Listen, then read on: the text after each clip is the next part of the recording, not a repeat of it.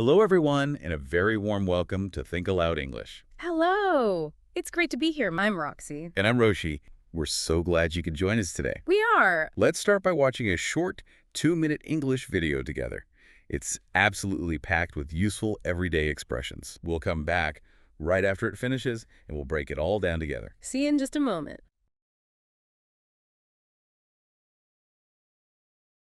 Knead. She is kneading the dough.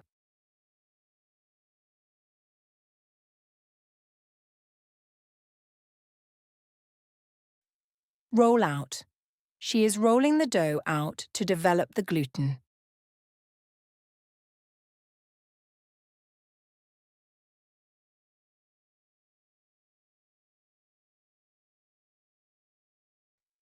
Press out. She is pressing out the biscuit shapes.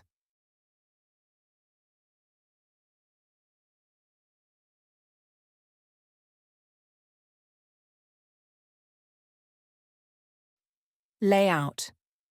They are laying the biscuits out on the baking tray.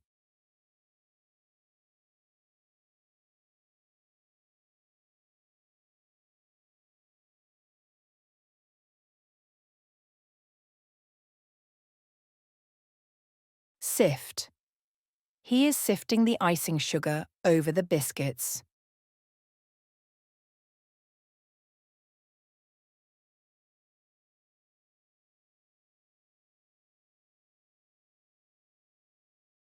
Rolling pin.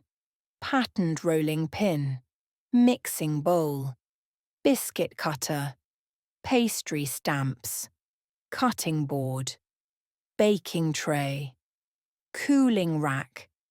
Baking paper. Oven mitts. Sieve. Flour sifter. And welcome back. I hope you enjoyed that little clip. So let's start talking about the video. The topic today is... Baking those lovely Christmas biscuits we saw. Exactly.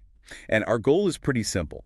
By the end of our chat, you'll have learned 5 essential verbs that you'll hear in the kitchen all the time. We're going to focus on how to use them naturally. The verbs are knead, roll out, press out, lay out, and the last one is sift. So let's take our time and really get into the first one. Okay, sounds good. Let's start with what happens right at the beginning of the recipe. The verb is Knead. Now, the spelling on this is interesting. It's K-N-E-A-D. And that K at the beginning is the first thing we need to talk about. It is, because you don't actually pronounce it, do you? Not at all. It's completely silent. So it sounds exactly like need. Like, I need a cup of tea. Exactly the same sound. This is a classic English spelling rule, you know? When you see a K before an N at the start of a word. The K is silent. Right. Think of words like no or night. You don't hear the K sound. It's one of those things that can really trip learners up, but once you know the rule, it makes you sound so much more natural. Definitely. Okay, so what does it actually mean to knead? The example in the video was, she is kneading the dough. And it looked like hard work. It's not just mixing, is it? No, not at all. Kneading is a very specific physical motion. You're using your hands, usually the bottom of your palms. To push and fold and stretch the dough over and over again. It's quite repetitive. And you're right, it can be a real workout. You have to put some effort into it. So why? Why do people do it? The video mentioned something technical. It did. It Yeah. said we need to develop the gluten. Right. Gluten. That sounds a bit scientific. What does that mean in simple terms? You can think of gluten as like a net inside the dough. It's a protein. Okay, a net. And when you first mix flour and water, that net is really weak and messy. But when you knead it... You're stretching it out and lining it all up. Exactly. You're making the net strong and elastic, like a framework for a building. That strength is what helps bread rise and biscuits hold their shape. Ah, I see. So if you don't knead it enough, your biscuits would just fall apart or be really dense. Precisely. The dough goes from being the sticky, lumpy mess to something smooth and resilient. It's a pretty powerful action. And I know it's not just for dough. A massage therapist might say they are kneading someone's muscles. That's a perfect example because muscles are also pliable, you know, and elastic. You're applying that same deep, rhythmic pressure. So you wouldn't need something hard like wood or metal. No, absolutely not.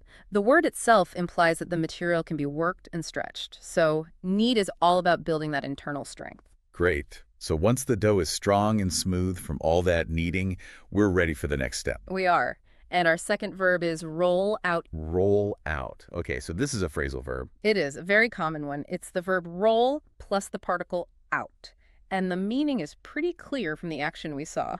You use a rolling pin to flatten the dough. Right, you're making it thinner and wider. Correct. The out part suggests you're moving it outwards, away from the center. Spreading it across the surface. Exactly. Until it's the right thickness for your biscuits. Now, there's a really important grammar point here with phrasal verbs like this, isn't there? There is, yes. It's about whether you can separate the two parts. We call it separability. So in the video, the sentence was, she is rolling the dough out. Right. But you could also say, she is rolling out the dough. So both are correct. With the noun, like the dough, yes. Both are perfectly fine. You can put the noun in the middle or you can put it at the end. Okay, but there's a catch. There is a very important one. If you replace the noun with a pronoun, like it, You have to put it in the middle. you must. You have to say, she is rolling it out. You can't say, she is rolling out it. That just sounds wrong. It sounds very unnatural to a native speaker. It's a non-negotiable rule, really. So if you have some dough, you roll it out. If you have some biscuits, you lay them out. The pronoun always splits the verb. That's a fantastic tip. And this verb roll out is used a lot outside the kitchen too, right? All the time, especially in business and technology. You hear about companies rolling out a new product. Or a government rolling out a new policy. It means they are introducing it and making it available widely. So it's like taking that concentrated ball of dough, the idea, and spreading it flat so everyone can access it. That's a perfect analogy. And there's an idea of uniformity to it. When you roll out dough, you want it to be the same thickness everywhere. And when a company rolls out a new software update, they want everyone to get the same version at the same time. Exactly. It implies a large-scale, consistent distribution. It's a very powerful and common abstract verb. Okay, so we've kneaded the dough for strength, and we've rolled it out flat. Now we need shapes. We do. Which brings us to our third verb, press out.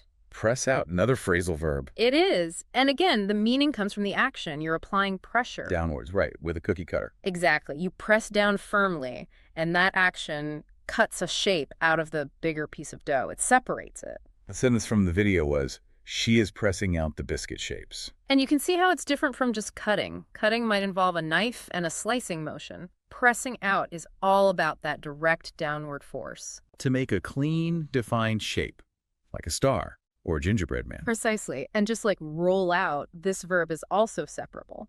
So you could say, she is pressing out the shapes, or she is pressing the shapes out. Both work. But if you're talking about them, You have to say, she is pressing them out. you've got it. The rule is consistent, and it's practicing that rule that will really help your fluency. What about the abstract uses for press out? Well, it still carries that idea of using pressure to extract something. Think about manufacturing. Car parts are often pressed out of a sheet of metal. Ah, okay. A machine applies huge pressure and a shape comes out. Or even something simpler. When you make orange juice, you are, in a way, pressing out the juice from the fruit. So it's always about force being used to separate something valuable or specific from a larger mass. That's the core idea. Pressure leading to a clean separation or extraction. Okay, so we have our little raw biscuit shapes. They're delicate. What do we do with them now? Now we need to arrange them for baking. And that's our fourth verb. Layout, L-A-Y out. This one feels simple, but I know it can be grammatically tricky for learners. It can be. The verb itself, lay, is often confused with another verb, lie. But let's start with the meaning here. The video said they are laying the biscuits out on the baking tray. So, to lay out means to arrange things, to place them carefully on a surface. And the out part suggests you're spreading them, giving them space. Exactly. And that space is really important in baking. You have to lay them out with enough distance between them. Why is that? Because they'll expand in the oven. They get bigger if you lay them out too close together. They'll all bake into one giant biscuit. A baking disaster. So the careful arrangement implied by layout is all about preparing for that next step. Okay, let's tackle that grammar trap you mentioned. Lay versus lie. Right. This is a big one. The verb lay always needs an object. You have to be laying something. You lay the table. You lay a book on the desk. You lay out the biscuits. Exactly. It's a transitive verb. But the verb lie, L-I-E, means to rest or recline. It doesn't take an object. So I lie down on the sofa. The cat lies in the sun. Perfect. So you lay the biscuits on the tray, and then the biscuits lie on the tray. It's a subtle but really important distinction for correct English. And what about using layout in a more abstract way? It's incredibly common. It always means to present something clearly and in an organized way. Like you could lay out your plans for a project. Or a lawyer might lay out the evidence in a case. You're arranging information so it's easy to see and understand, just like arranging the biscuits on the tray. It's about creating a clear, organized picture for someone. Precisely. It's all about clear, strategic arrangement. Okay, the biscuits are baked, they've cooled down, we're at the final decorative stage. Yes, the best part. And our fifth and final verb is Sift, S-I-F-T. to sift something means to pass a dry, powdery ingredient through a fine screen, a sieve, And why would you do that? for two main reasons. First, it gets rid of any lumps. It makes the powder smooth. And second, It adds air to it. It makes it lighter and fluffier. That's called aeration. I see. So the video example was, he is sifting the icing sugar over the biscuits. It was, and that brings up another useful vocabulary point. Icing sugar. Right. In America, they usually call it powdered sugar, don't they? They do. Or sometimes confectioner's sugar. They're all exactly the same thing, just different regional names. So icing sugar is more common in British English. Yes, because you use it to make icing. It makes sense. But no matter what you call it, you need to sift it if you want that beautiful, fine, snow-like dusting on your biscuits. Otherwise, it would fall in clumps. It would. But sifting isn't just for decorating. It's really important for baking cakes, too. You always sift the flour. To make the cake light and airy. Exactly. It's a process of refinement. And that idea is key to its abstract meaning. Ah, so how do we use sift outside the kitchen? This is really interesting. We use it when we talk about information. When you have a huge amount of data or hundreds of documents to read. You have to sift through them. You do. You're using your mind like a sieve to separate the important, useful facts from all the irrelevant noise. So a detective would sift through evidence. A researcher would sift through studies. You're filtering everything to find the pure, essential core. It's a fantastic verb for critical thinking. I love that. From a simple kitchen tool to a complex mental process. It's a great example of how language works. It is. Okay, that's our 5 verbs. Before we do a quick recap, if you're enjoying this kind of explanation, And you find it helpful how we connect physical actions to abstract ideas. please take just a second to click follow or subscribe. Your comments really do help us know what's useful for you. It helps us keep, rolling out more content like this. Nicely done. Okay, so let's do that recap. A quick review of the 5 verbs. Let's do it. First, we had knead with the silent K. And that was about working the dough to build strength and structure. Then roll out, which is to flatten the dough. And we have to remember to separate it for pronouns. Roll it out. Right. Third was press out, using pressure, like with a cookie cutter, to create and separate a shape. Then we had lay out, the careful arranging of items on a surface, giving them space. And we remember the difference between lay and lie. And finally, sieve, the process of filtering a powder to make it fine and light. And we saw how all of these can also describe a project. You need your ideas, roll out a plan, press out the tasks, lay out the results, and sift through the feedback. It's a perfect sequence. Okay, it's your turn to practice. Yes, time for a little interactive moment. So, based on what we've talked about, I have a question for you. Imagine you need to introduce a new company-wide policy to thousands of employees around the world. You want everyone to get it at the same time and use it consistently. Which verb would you use to describe that action? Would you press out the new policy or would you roll out the new policy? Think about that idea of wide, uniform distribution. We'd love for you to say the answer out loud. Or even better, try writing a sentence using the correct verb in that business context. Okay, now that you understand the meanings and the grammar of these expressions, we're going to play the video for you one more time. But this time, we suggest you try a technique called shadowing. Shadowing is simple, but really effective. You listen carefully to the speaker in the video, and you repeat what they say out loud, almost at the same time. Try to copy everything. The words, the rhythm, the intonation. It's amazing for improving your pronunciation and fluency. And one final learning tip from us, something called spaced repetition. Right. To really make these verbs part of your permanent vocabulary, don't just watch the video again today. Watch it again tomorrow, then maybe in a week, and then again in a month. That little bit of space between reviews is scientifically proven to help new language stick in your brain for good. Thank you so much for joining us today. Please don't forget to like, comment, and subscribe so you don't miss our next session. Goodbye for now, everyone. Knead. She is kneading the dough.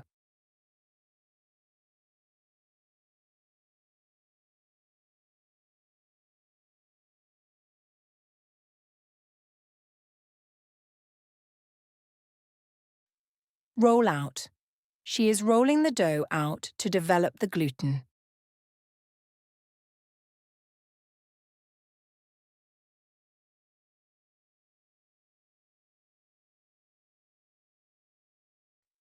Press out. She is pressing out the biscuit shapes.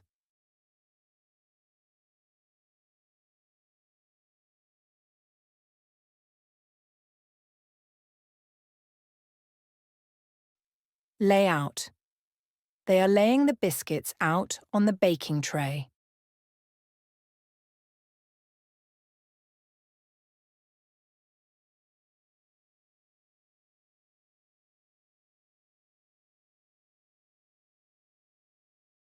Sift. He is sifting the icing sugar over the biscuits.